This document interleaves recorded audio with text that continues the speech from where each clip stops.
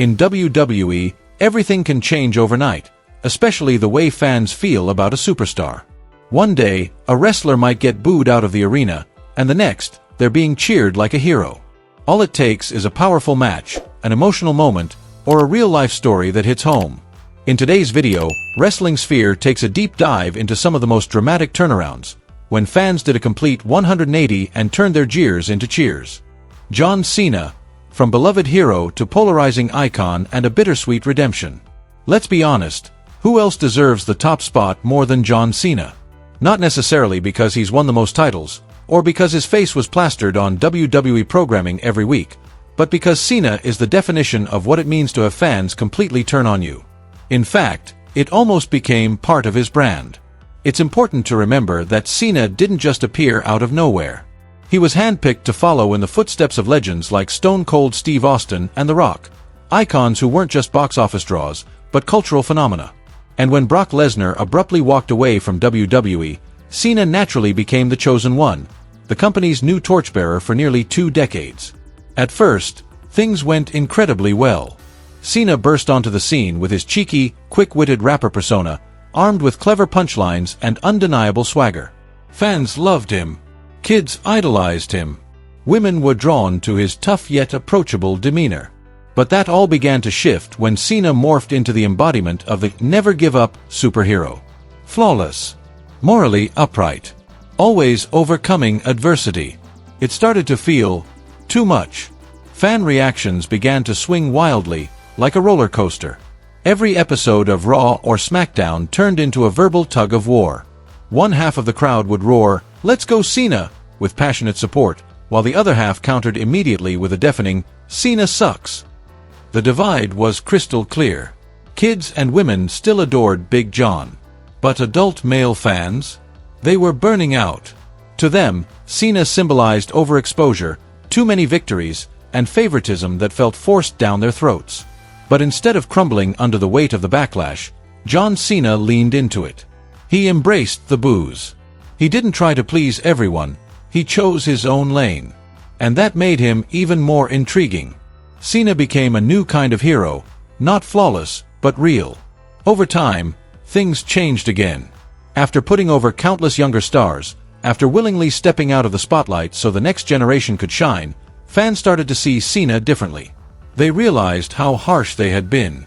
Cena wasn't just a loyal company man during WWE's toughest years, he was relentless in his commitment.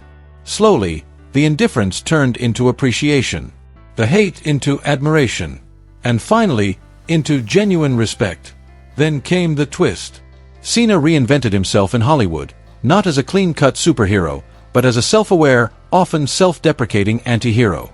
His bold roles flipped the script on what a WWE poster boy could be, showing the world he wasn't just a one-note character. He understood how to evolve his image, to break the mold, and to take risks few would dare. Sure, you might not like John Cena, but the numbers don't lie. Ticket sales, merch revenue, TV ratings whenever he appeared, all prove that his presence is impossible to ignore. And now, after all the highs and lows, Cena isn't just a superstar. He's a legend, a living symbol. And more than anything, he's proof that whether you cheer him or boo him, you will remember his name. Roman Reigns, from booed outcast to revered tribal chief. If there's a textbook example of fans doing a complete 180, Roman Reigns is it, and his name deserves to be etched in bold, capital letters. He wasn't just a frequent target of boos. He became one of the most polarizing figures in WWE simply because the company pushed too hard to crown him as the next top guy. Think back to the days right after the Shield broke up. Roman was handpicked to carry the torch, billed as the new face of the company, the man who would usher WWE into a new era. But the problem was, WWE rushed the process. While Roman was still trying to sharpen his in-ring skills, build his persona, and discover his own voice, the company shoved him into the role of a cookie-cutter superhero. And that, understandably, didn't sit well with fans. Every time Roman stepped into the arena, he was met with a storm of boos. Signs mocking him filled the stands. The backlash reached its peak at WrestleMania 32, where he faced Triple H in the main event. Instead of cheers, the crowd responded with jeers, headshakes, and early exits. It wasn't personal hatred toward Roman, It was the resentment of being told who to like. To fans, this wasn't an organic rise. It was an overly obvious marketing campaign. Then everything changed in 2020. Roman Reigns returned after a long hiatus due to health concerns, but this time, he wasn't the heroic savior. He came back with an entirely new presence, cold, calculated, dangerous, and genuinely intimidating. He aligned himself with the cunning mastermind Paul Heyman and reinvented himself as the Tribal Chief. This was the Roman Reigns fans had been waiting for all along, a true leader who didn't need to play pretend, who wasn't trying to be the good guy, but simply showed up as himself, stoic, powerful in speech, and masterful in the ring. The beauty of it, even as a villain, fans gradually started getting behind him. Because now, Roman didn't feel like a manufactured product, he felt real. A layered, complex character who commanded attention. His matches became gripping, the Bloodline storyline evolved into a generational saga unlike anything WWE had seen before, and every word, every glance from Roman carried weight. The irony. Roman Reigns is now at the peak of his career, praised as one of the most successful figures in modern WWE history. The same crowd that once booed him relentlessly now watches in awe. Former critics can't look away when he steps into the spotlight. And none of it came from being forced into a mold. It came from Roman finally being allowed to be himself. A clear reminder that sometimes, all the audience really wants is authenticity, no matter how dark, dominant, or raw it may be. Asuka. When a legend was once rejected by her own homeland, Asuka's story needs to be understood in the right context. If you only look at her journey in WWE, you'd think her relationship with fans has always been solid, nearly flawless, even for over a decade. And for good reason. Asuka is widely regarded as one of the greatest wrestlers on the planet, regardless of gender. But what might surprise many is that, in her home country of Japan, where she should have been celebrated and honored, there was once a portion of the audience that simply didn't warm up to her. It may sound hard to believe, but it really happened. And to understand why, we need to rewind to a pivotal moment in her career, the year 2010. At the time, Asuka penned an open letter addressed to the Joshi wrestling community, Japan's women's wrestling scene. In it, she didn't hold back. She criticized the current generation of female wrestlers for being uninspired, lacking intensity, and seemingly caring more about maintaining idol-like images than delivering quality performances in the ring. Her words were sharp, even biting. And though the message came from a heel persona, many people still took it very personally. Predictably, the backlash was swift and severe. A large portion of the public, especially within the Joshi circles, viewed her statement not as professional criticism, but as a personal attack. From that moment on, to a segment of the Japanese audience, Asuka became a controversial figure. They labeled her a cultural traitor, simply because she dared to challenge the status quo. Asuka didn't stay silent, though. She publicly defended herself and took a stand against how the Japanese media had twisted her words, further deepening the misunderstanding. One notable example came after she won a championship in WWE. Rather than celebrate her success, a major Japanese newspaper ran a public poll with a questionable headline, "Do you really think she deserves this glory?" Just hearing the question felt unfair. But as time passed, so did the resentment. On WWE's most recent tour of Japan, Asuka returned like a hometown hero. And what touched her most was the thunderous reception from the crowd, something she had longed for but never received in the past. In an emotional moment shared on her personal YouTube channel, she teared up describing what it felt like to finally be cheered by her own people. Today, most of the old stigmas have faded. The misunderstandings have been largely cleared up. And here's the truth. If you once criticized Asuka without knowing the full story behind her, then maybe you weren't ready to truly appreciate the spirit of a real warrior. Randy Orton, from the most hated to a fan favorite. First, let's make one thing clear. Randy Orton has always been one of the most prominent and dangerous names of his generation. You don't hear fellow wrestlers unanimously call someone one of the best, unless that person truly earns it. Whether you found his slow-paced style unappealing or thought his in-ring approach felt a bit old school, there's no denying one fact. Randy Orton knows exactly what he's doing every time he steps into the ring. But Orton has always been a complicated figure, both on and off the stage. Early in his career, he gained notoriety for his unprofessional behavior. There were countless stories about him being arrogant, reckless, and even getting into conflicts with coworkers or breaking locker room rules. All of that rubbed a lot of fans the wrong way, giving them plenty of reasons to view him in a negative light. On top of that, many fans believed Orton was being handed opportunities because of his looks, a chiseled jawline, movie star physique, rather than solely because of talent. Even though his wrestling ability was never in question, online discussions were full of people dismissing him as someone who was only pushed because he looked the part. That tension reached its boiling point in 2013 when WWE chose Orton to be the face of the company over Daniel Bryan. The backlash was massive. Fans passionately rallied behind Bryan, who was seen as the underdog with real heart, while Orton was painted as the corporate pick, an enforced face of the company that no one asked for. But then everything started to shift, thanks to one unexpected partnership, RK-Bro. When Orton teamed up with Matt Riddle, something clicked in the most unlikely way. The dynamic between the serious, stoic veteran and the quirky, carefree newcomer became an instant hit. Their chemistry was off the charts. Suddenly, fans saw a different side of Randy, one that was funny, laid back, and surprisingly relatable. The grizzled loner transformed into the cool, slightly sarcastic older brother figure. And slowly but surely, people began to change their tune. The boos faded. The criticism softened. And many fans found themselves saying, "Maybe I was wrong about Randy.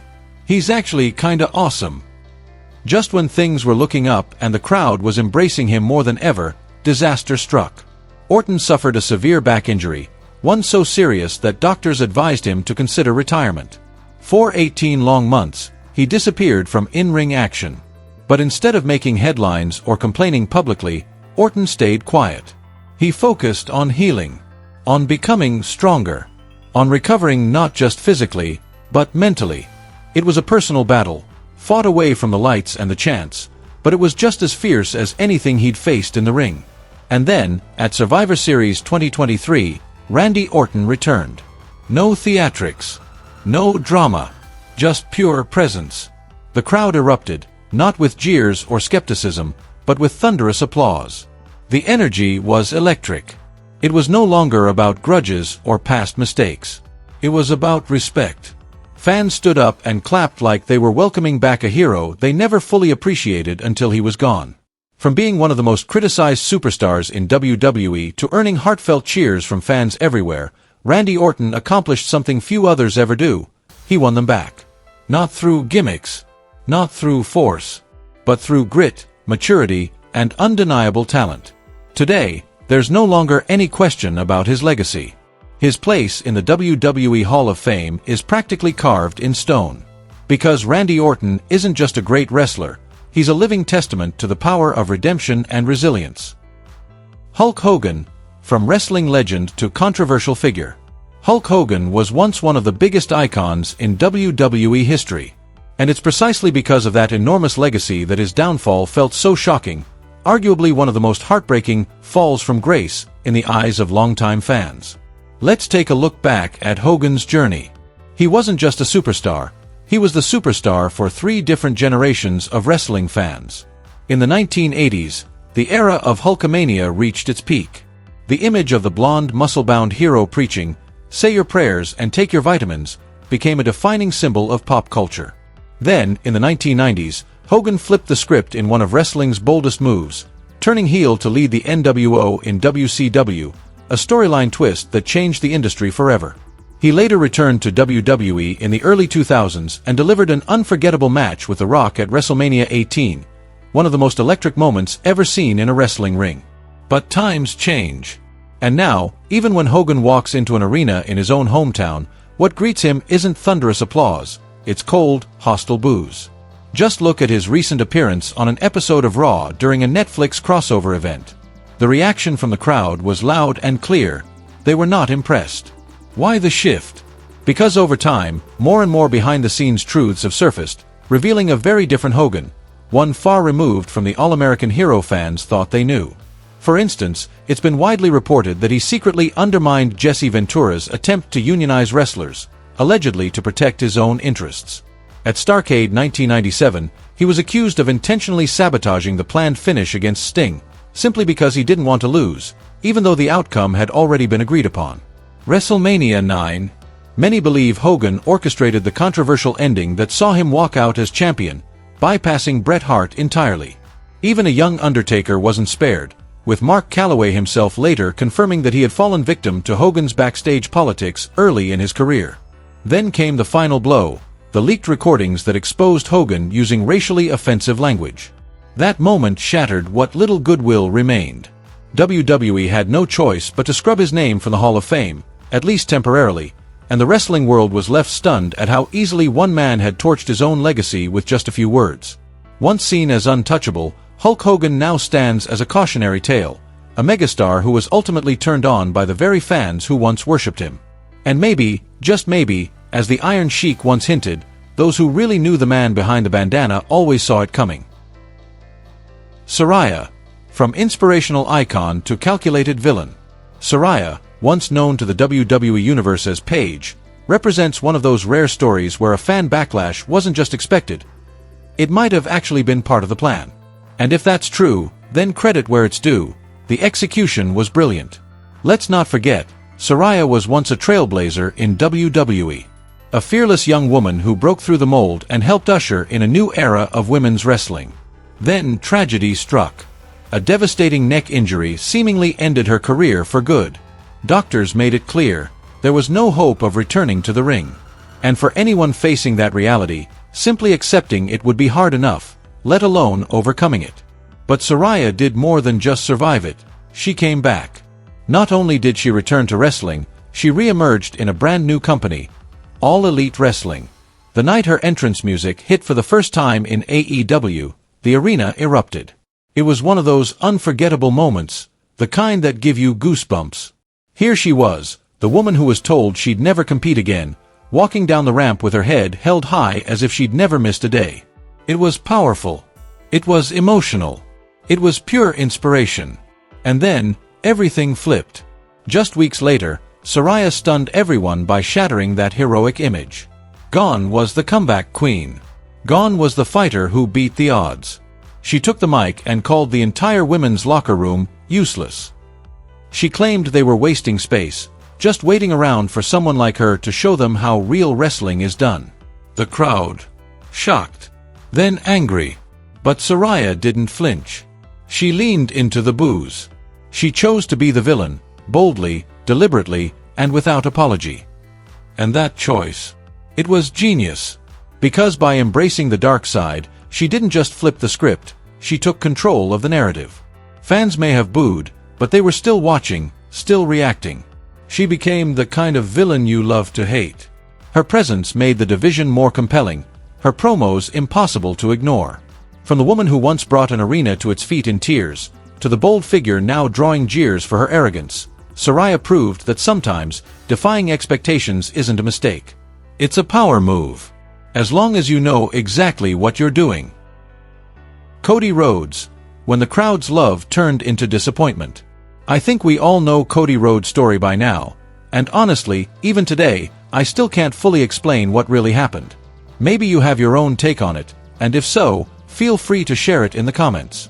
But personally, Cody has always been someone I've held a special respect for. From the very beginning of AEW, I supported him. Not just because he's a talented wrestler, but because he was one of the company's founders, one of the few who stood up and said, "We're going to change this industry." That was back in 2019, and believe me, pro wrestling needed a shake-up. Especially after letdowns like, well, Hell in a Cell, you know what I mean. Cody stepped up as a face of the movement. A leader. A fighter for the art form, and for the fans. And the fans?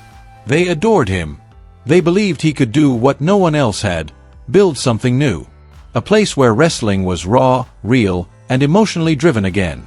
But then, a year or so later, something shifted. I can't pinpoint the exact moment it all turned. Maybe it was that shocking announcement, "I'll never challenge for the AEW World Championship."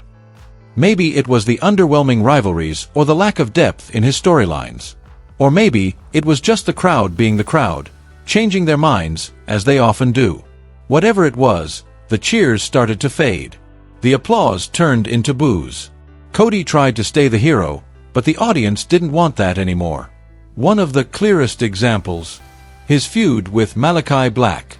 In a moment that was meant to build connection, throwing his weight belt into the crowd, like he once did in WWE, fans threw it back. Just a small act, but it spoke volumes. The bond between Cody and the audience had fractured. I'd call it disillusionment. Both sides lost their way. Cody, once the heart and soul of AEW, was now the center of skepticism. And eventually, he made the choice to walk away, returning to WWE in 2022 in a move that sent shockwaves through the wrestling world. Looking back now, was Cody wrong for going back to his old company? I don't think so. Because sometimes, to rediscover who you are, you need to leave the place where everything began. And Cody Rhodes, despite being turned on, still stands as proof that if you stay true to yourself, the crowd will come around again. Ronda Rousey, from celebrated hero to a target of boos. Ronda Rousey's journey is easily one of the strangest and most puzzling stories in WWE history.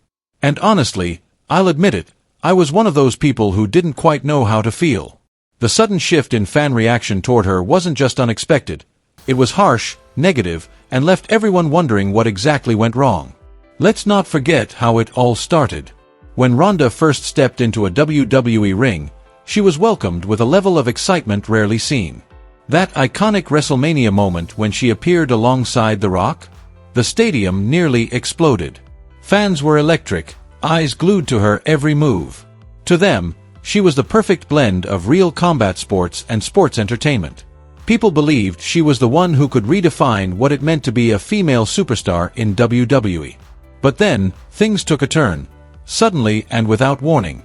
At Survivor Series 2018, after being brutally attacked by Charlotte Flair post-match, everyone assumed the crowd would rally behind Ronda. After all, she was the victim. But instead, the opposite happened. The audience roared for Charlotte and mercilessly booed Ronda. That moment shattered the image of her as the untouchable fan favorite. And the strangest part? No one really understood why. From that point on, the downward spiral began.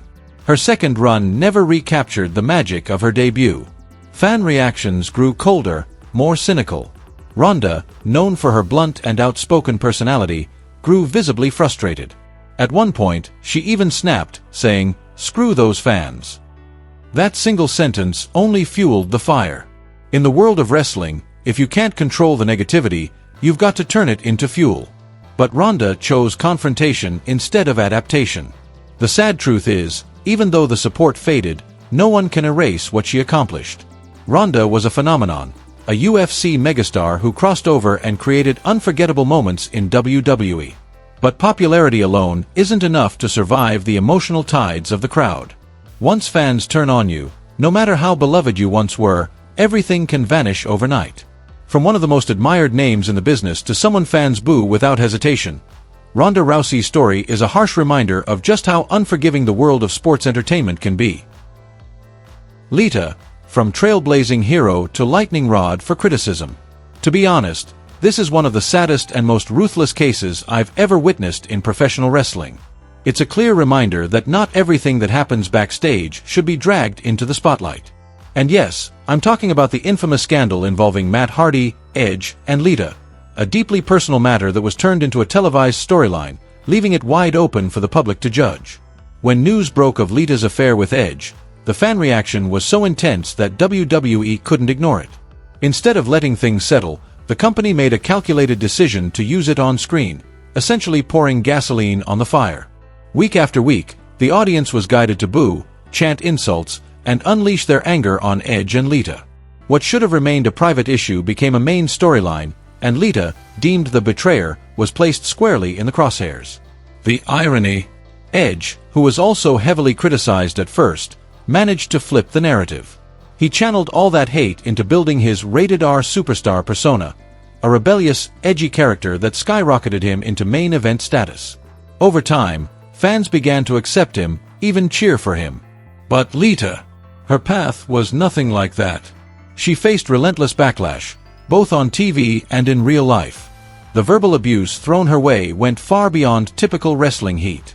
It was cruel, personal, and venomous. Even during her final match before retiring, Lita was subjected to vile chants from the same audience that once idolized her. Her farewell wasn't filled with respect or gratitude. It was cold, harsh, and deeply undeserved. And that's heartbreaking. Just a few years prior, Lita was the icon of women's wrestling. Alongside Trish Stratus, she helped redefine what it meant to be a female wrestler, proving that women could match men in both talent and star power. She was a pioneer, a revolutionary figure in the rise of women's wrestling in WWE. Yet somehow, all of that seemed to be erased in the minds of fans over one off-screen scandal. Thankfully, time brings perspective. In the years that followed, fans gradually began to let go of the resentment. Whenever Lita made a return appearance, the cheers grew louder.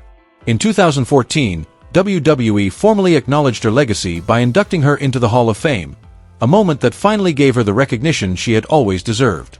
Lita wasn't perfect, but then again, who is? Personal missteps don't erase the impact of a lifetime's work. And if there's one thing people should remember her for, it's this. Lita, the woman who fearlessly paved the way for an entire generation of women in WWE. Baron Corbin, the loyal workhorse who took the fall for everyone else. Baron Corbin's case remains one of the most puzzling stories in WWE. We've mentioned him several times in previous videos, and yet, every time his name comes up, there's still this bitter feeling. Because the truth is, Corbin is one of the rare few who has always done whatever the company asked of him, and ironically, that same loyalty turned him into a scapegoat for failures that were never his to own. Take a look at his journey, over a decade in WWE. Corbin wasn't just another ex-NFL player turned wrestler. He constantly reinvented himself to stay relevant. From the cold and calculated lone wolf, to the smug raw general manager, to the unforgettable, sad Corbin persona, he showed a level of emotional depth and versatility that few could match. Let's be honest, not everyone could turn such a bizarre gimmick into something genuinely entertaining and compelling the way Corbin did. But his dedication was rarely rewarded. The year 2019 marked a turning point, for all the wrong reasons. WWE chose Corbin to be Kurt Angle's final opponent at WrestleMania 35. Yet, there was no build-up, no real storyline, no emotional climax, no compelling reason why he should be the one, other than Vince McMahon saying so. Naturally, fans were upset. But instead of blaming creative for the lack of direction, the outrage fell squarely on Corbin. As if he had ruined Kurt Angle's farewell moment. As if he had asked for that spotlight. The venom, the booze, the online hate, it all landed on him. That's what made Corbin such a tragic figure. He was constantly blamed for things that weren't his fault. No matter how well he played the heel, no matter how committed he was to every role, he was never given the credit he deserved. It's like he was always chosen to be the one fans could lash out at, even when the real issues came from the top. After years of unfair backlash, Corbin eventually returned to NXT, a place where he rebuilt his identity and once again proved he could win the crowd. And something incredible happened. The fans finally began to soften.